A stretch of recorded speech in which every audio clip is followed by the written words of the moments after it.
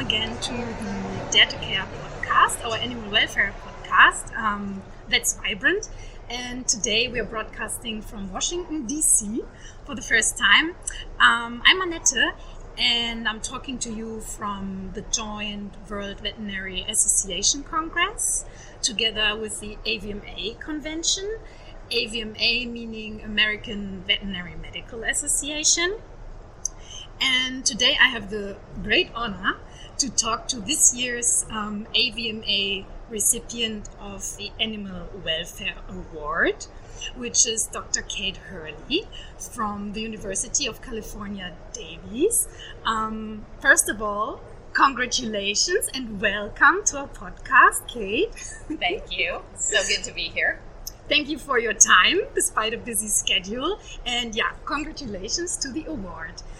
Maybe I briefly explain that the Welfare Award is given annually, right, to outstanding veterinary members of the community that achieved a great job and progress for the field of animal welfare.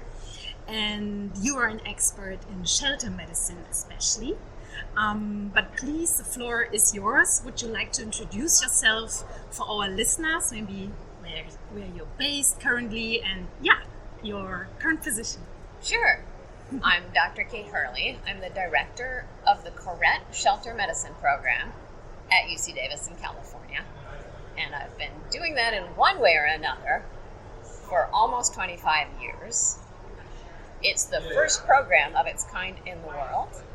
And I was the first person to be able to do a residency in shelter medicine the whole world. Wow. The whole world, yeah. Yeah. So I highly recommend it. I was the best in the world at what I did for an entire year.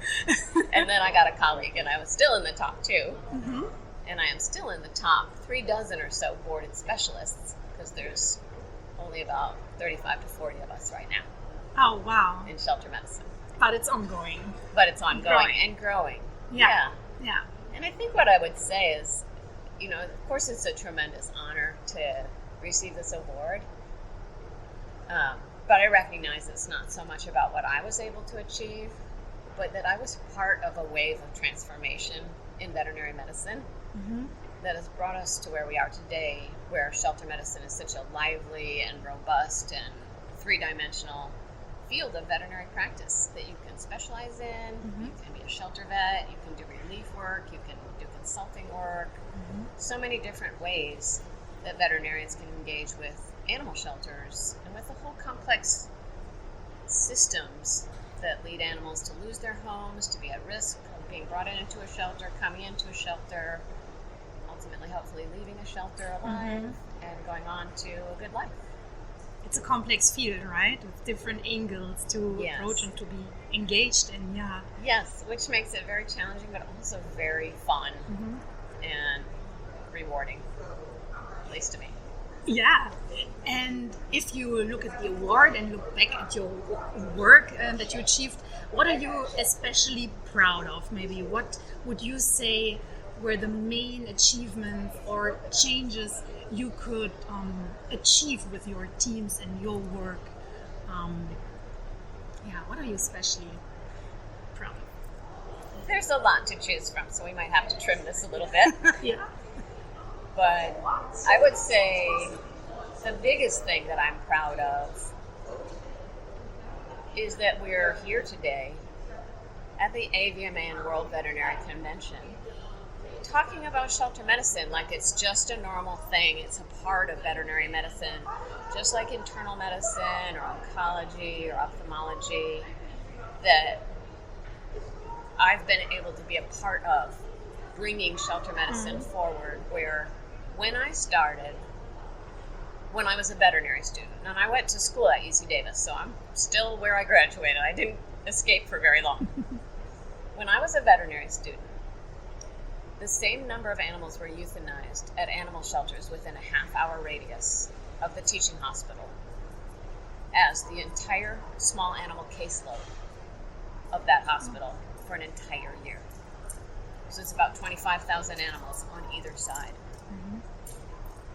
And at that time, at least in the U.S., working with shelters was not seen as like a prestigious thing for veterinarians. A lot of the idea was like that was for veterinarians who had no other place to go. And that was giving kind of the least of us to the animals that needed us the most. Mm-hmm. And as amazed as I was by everything that we could do, UC Davis is an amazing school, an amazing hospital. And I saw us take a cat with broken kidneys, put a new kidney from one cat into another cat, and both cats go home to live their lives. Mm-hmm. And at the same time, cats and dogs were dying within a 30-minute drive just because they didn't have a home, or because they caught a cold, or because they started coughing, or they caught parvo, and the shelter didn't know what to do, and they had no place to turn for the kind of expert information that we held. We could have told them, but we just hadn't really bridged that divide. And so to go from there, from that disconnect, to now when you can see shelter medicine being taught at most vet schools in North America at least, where there's textbooks, it's at every conference, we have a journal for it. Like, it's a real thing, and that happened in just about a 25-year span. And it's amazing to have been a part of. Mm-hmm. It's grown tremendously, and now it has, or started having the platform it deserves, right?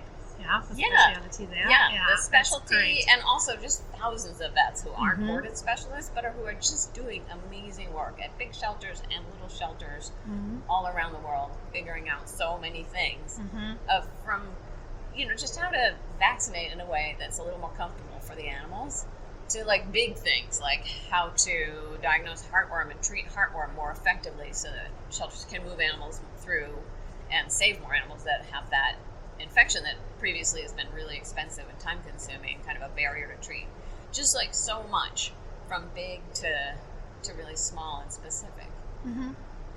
That's also one point I wanted to ask, what maybe are the main challenges that shelters or shelter veterinarians face? Like, I mean, there might be a lot to say, but is it more staffing, equipment, or...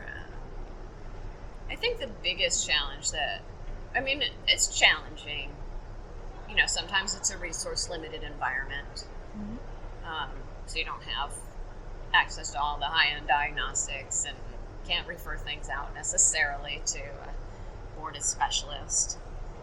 But on the other hand, there's a lot of freedom in that also. It's just kind of old school, like figure it out, and there's some real joy in working within those constraints. And there's also some real joy in networking. So when I was in private practice, which wasn't for very long because I was really hell-bent on this shelter medicine thing, but then it was up to the client to decide what to do for the animal. And sometimes that was really frustrating too.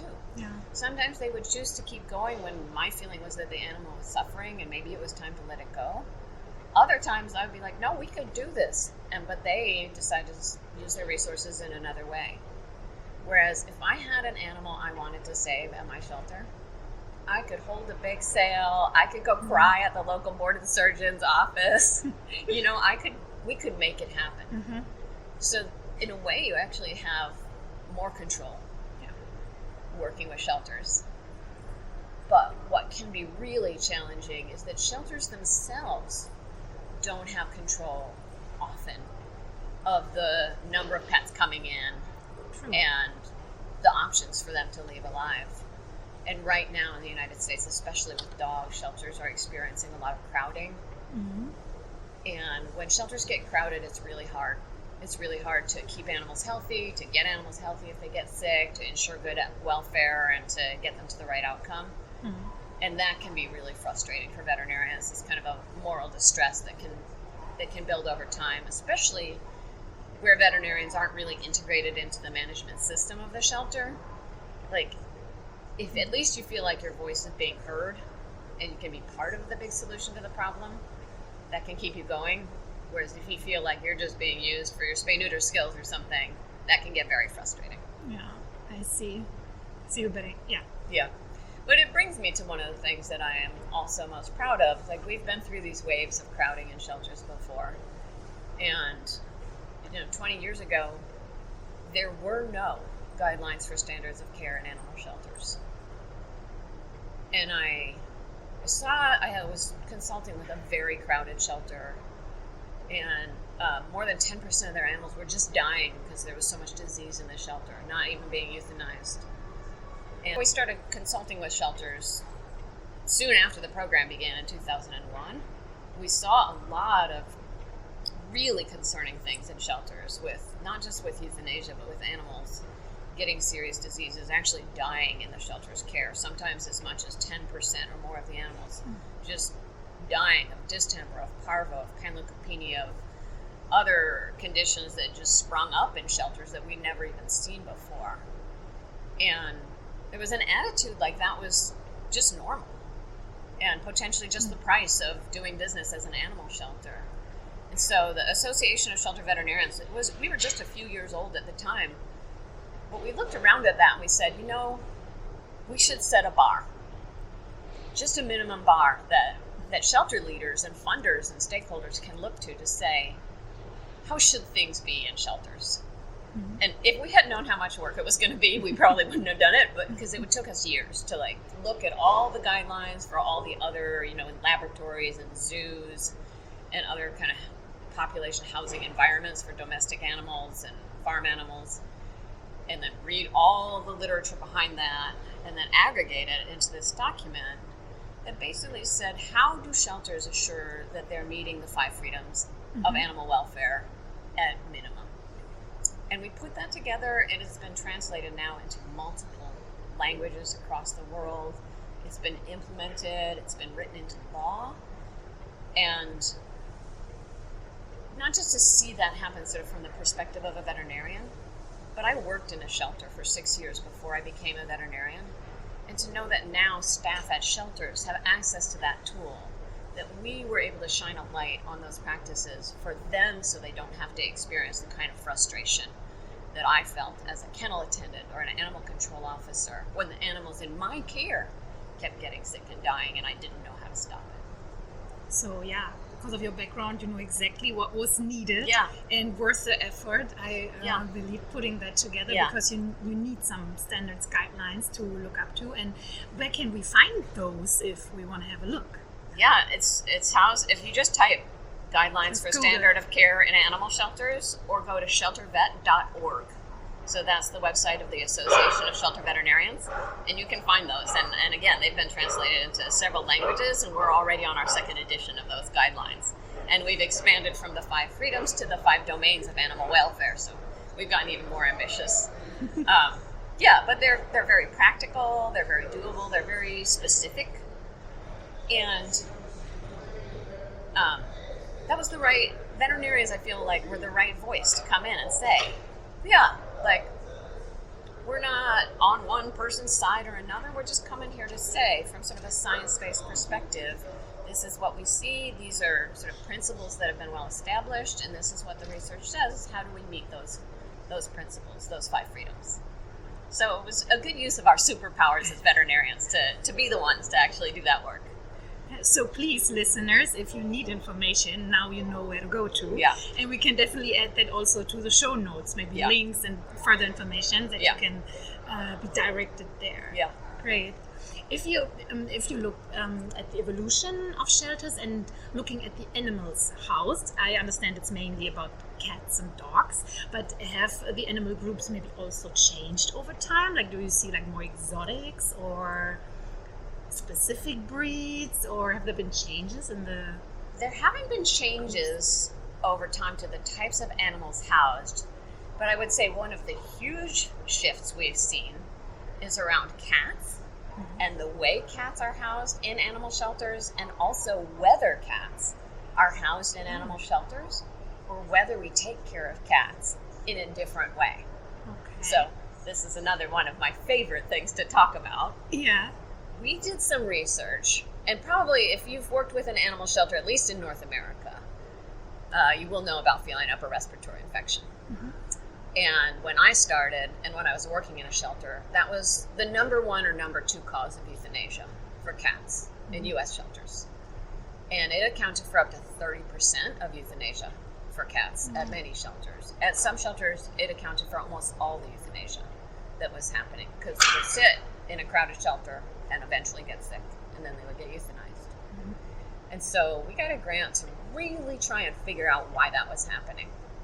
And we looked at 9 North American animal shelters. We looked at every case of upper respiratory infection that occurred, and we had the shelters count every single cat in the shelter every day for an entire year. Mm-hmm. We looked at 49 different risk factors for disease.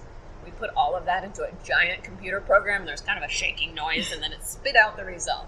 And the result was that if there was just 8 square feet of floor space for the housing that cats were first held when they came into the shelter for the first week in care, mm-hmm. and if that cage had 2 compartments so that the litter box could be separate from the food, water, and bed, mm-hmm. the risk of upper respiratory infection was reduced by 50-fold. Wow. And you'll see parts of the world where upper respiratory infection in animal shelters is actually very rare, and those are parts of the world where they were already housing cats in a way that met those criteria for the most part. Mm-hmm. So we got that data, and then we were like, well, what are we going to do about this? Because we can't give every shelter $100,000 to replace all of their cages.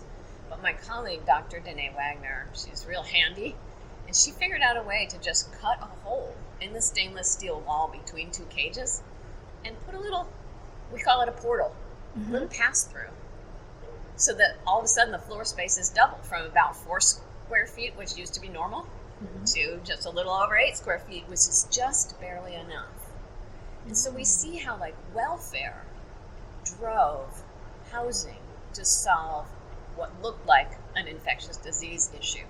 Because upper respiratory infection is caused by herpes in shelters. Herpes is stress associated. And so we couldn't solve it with all the drugs and all the vaccines and all the disinfection in the world. We had to solve it by solving an underlying welfare issue. Mm-hmm. And then we realized we couldn't keep crowding cats in shelters, because then there wasn't enough room to give them enough space. Mm-hmm. And we recognized that shelters are a good response to pet animals. Pet dogs, pet cats, cats that have owners, used to have owners, want new owners. But there's also a group of cats in North America and in many parts of the world that don't have owners per se. Mm-hmm. And the sheltering system, as it was traditionally understood, bring it in, house it for a week to see if it goes back to its owner, and then try to find it a new home, wasn't serving those cats well, because they weren't suited for a new home, or they didn't need a new home, because they already had 5 people taking care of them in the community and in the neighborhood where they lived. And so, in addition to changing how cats were housed in shelters, we changed how shelters respond to free-roaming community cats. And instead of bringing them into the shelter and trying to find them a new home, if they're in good body condition, good health, there's no exigent risk, and they're not in some wildlife refuge, just spay, neuter, vaccinate, ear tip, and put them back. And that not only helps shelters drop their euthanasia, one of the shelters that pioneered that program, they dropped euthanasia due to upper respiratory infection by over 99%, from over 900 cats a year to fewer than 90. And they sustained that drop.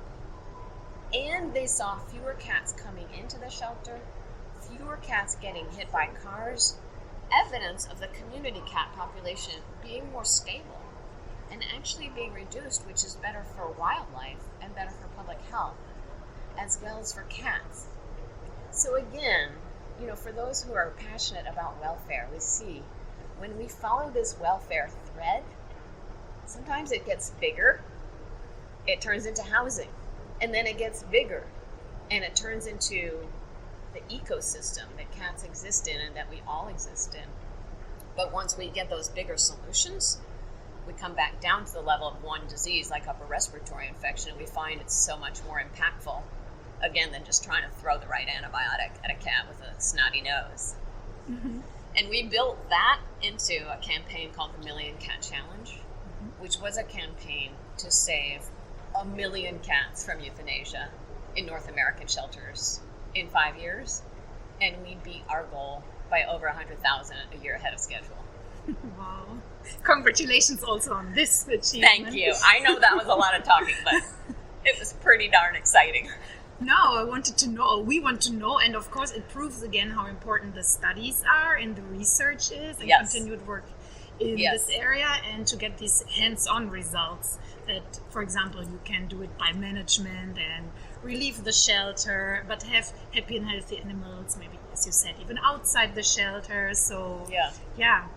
And I think what's exciting from a welfare perspective is, and this is not a bias I came in with, but this is something I've had reinforced over and over, is you can't work around welfare. Welfare has to be the foundation.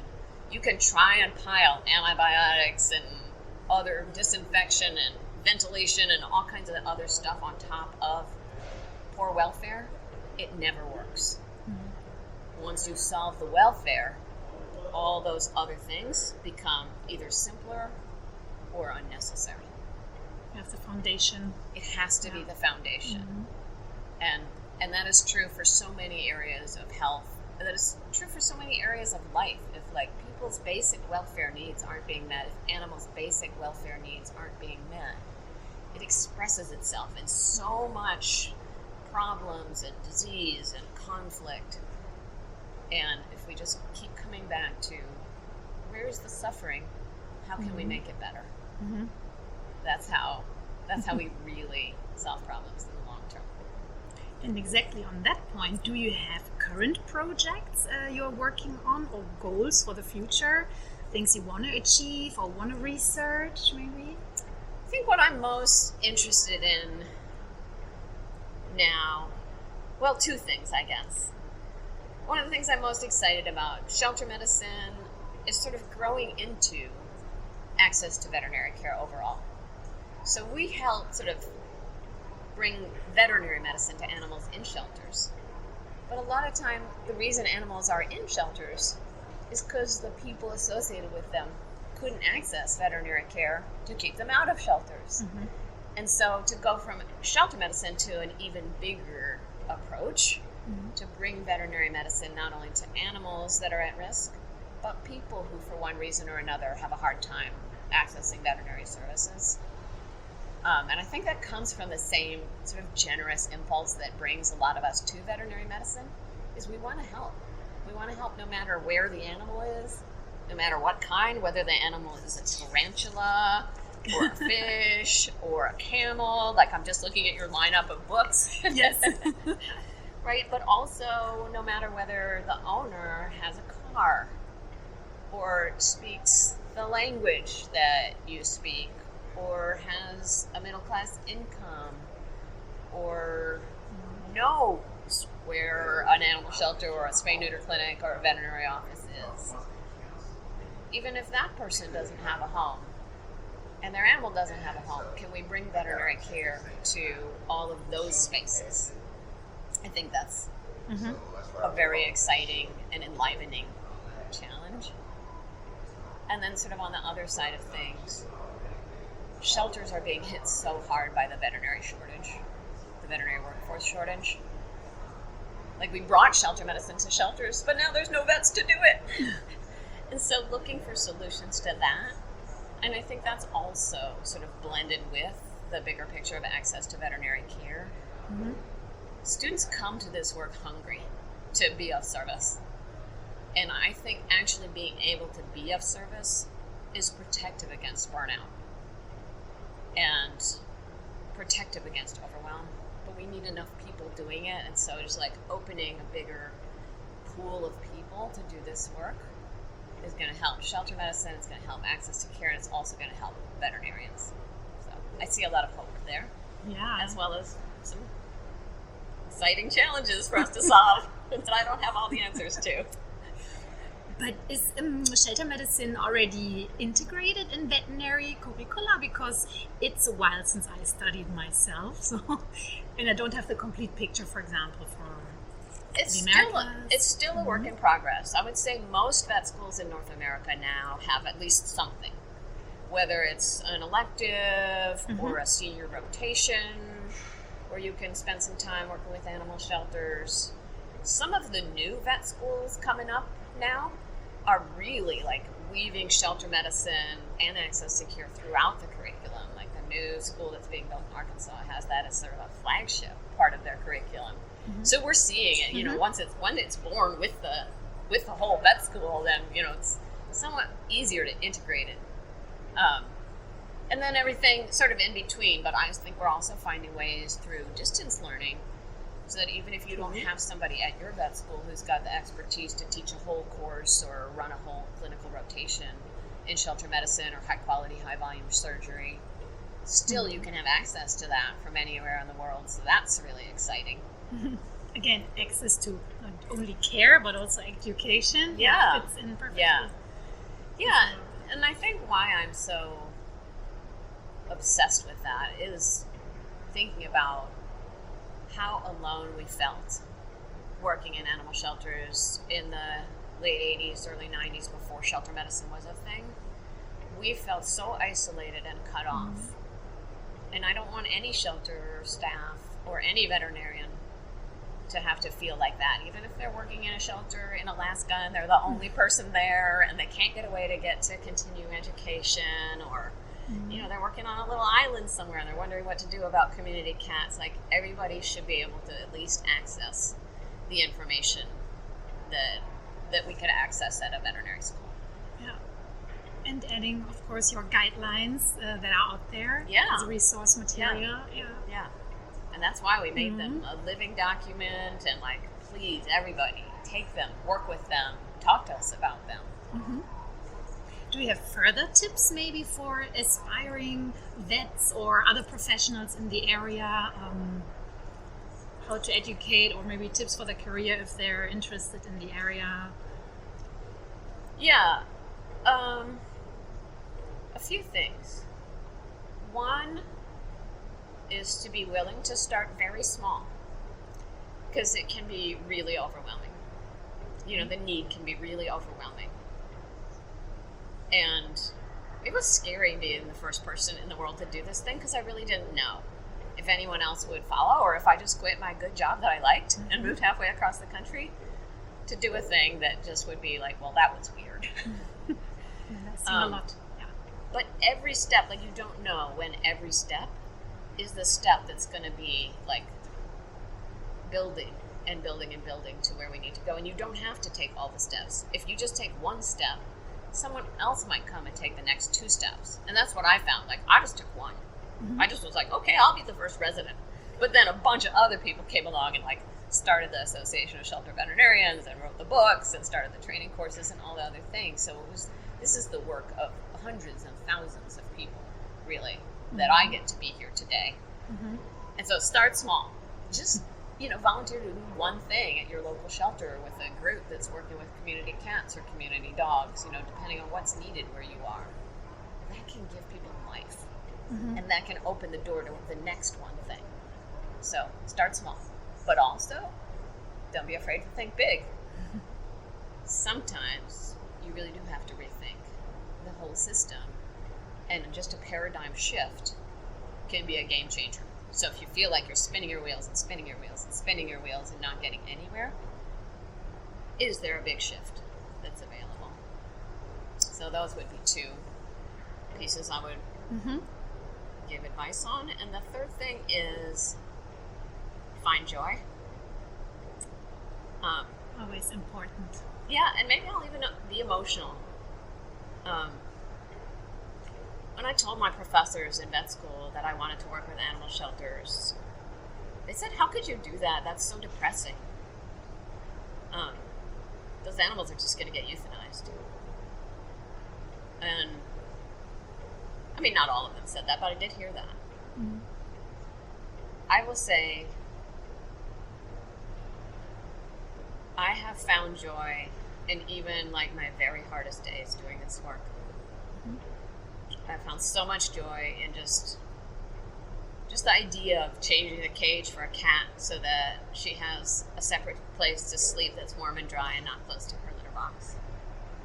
Thinking about that cat out there right now brings me joy. I don't even have to see it. I know it's there. I can feel that, yeah. I never get tired of this. And this is the perfect fit for me. Don't do it because you have to. Do it because you're hungry to do it. And if you're not hungry to do it and it doesn't feed your soul, find another thing to do. Find something. There's so much need. There's so much opportunity. Find the thing that really is your spark. And then you'll be powerful. Thank you. I think that's the best advice, yeah. And okay, I'm also thinking of an outlook now. So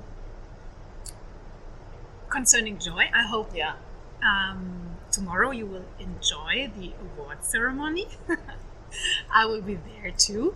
And I thank you so much for your time, for sharing your passion, insights into resource material, your work and how the field evolved, also tips for our listeners. Thank you. And on a personal note, do you have other interesting talks or topics you want to listen to here in Washington, D.C., something you are interested in, you want to hear more about? Yes, in fact, right after this, I'm running over to hear my colleague, Dr. Jen Bennett, talk about access to care. Perfect. So that's what I'm really excited about to hear about. Thank you. Well then, if you want to share any final thoughts, advice, I will just say also the website of our program is sheltermedicine.com. It's easy to remember because we bought it in the early days when websites were just recently invented. And we have so many resources on there, and they're really good, and we're updating them all the time. So if you're looking for how to treat ringworm or what disinfectant kills roundworm, go and find our resource library and type it into the search box. And if you can't find what you need, let us know. But it's really a good resource, and it's free. Thank you. Yeah. Thank you. Super. All right. Thank you so much. Thank you. It's great to meet you and great to meet your listeners virtually. I think so too. And that's it for today, I would say. We hope you enjoyed this episode from Washington, D.C. and our guest, Kate. Thank you again. And hear you next time. Take care. Bye-bye. Bye, everybody.